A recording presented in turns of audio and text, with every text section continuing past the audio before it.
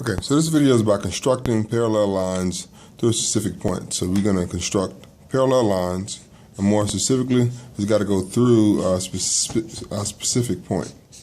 So in order to do that, let's start off with a line and a point. So I already drawn the line and the point, and what we're going to do now is, basically, if I want to do that, I'm going to start with another point on this line. I'm going to call this point J, and I want to create an angle.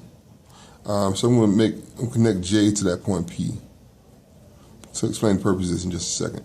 But after I create that angle, it's going to be really easy to construct parallel lines to this point if I can create another angle that's congruent to J right here with the vertex at P.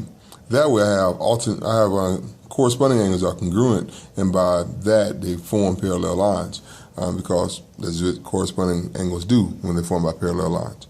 So what I want to do next is actually take my compass and copy the angle at J. So you learned a couple videos ago how to copy an angle.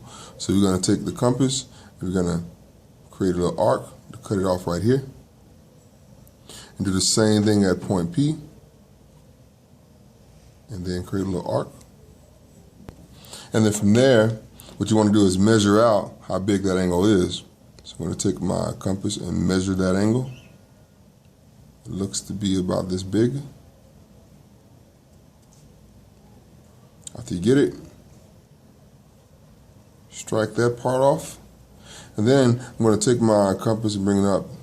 I'll turn it around so I can put the sticky end on the actual angle. And then strike it off here. Now, what I have is a really special point right here. So if I use my straight edge to connect P with that point, I will have created two congruent angles. So here it is.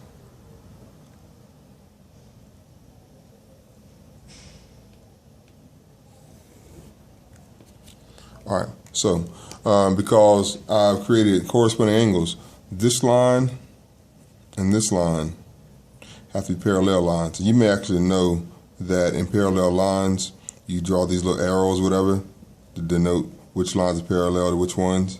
So these little arrows represent, these two arrows mean anything else with two arrows are parallel to it. So these two lines are parallel. And again, I could prove because this angle and this angle, I'm called angle 1 and angle 2, are corresponding angles formed by parallel lines. So these would be parallel lines. The name for this line right here that we formed right here that goes to J and P is actually called the transverse or transversal. So you have two lines formed by two lines that cut by transversal, so that these corresponding angles are congruent, makes those two lines parallel, and vice versa. You can't have one without the other. So that's it. That's how you construct parallel lines. Right now, draw two lines. Draw a line. You can make it look sideways. You can make it vertical and a point. You can make it slanted and a point. However you actually want to draw it, but draw your own two lines and do about 5 of those, and then construct 5 other lines that parallel through some specific point that you drew. Good luck.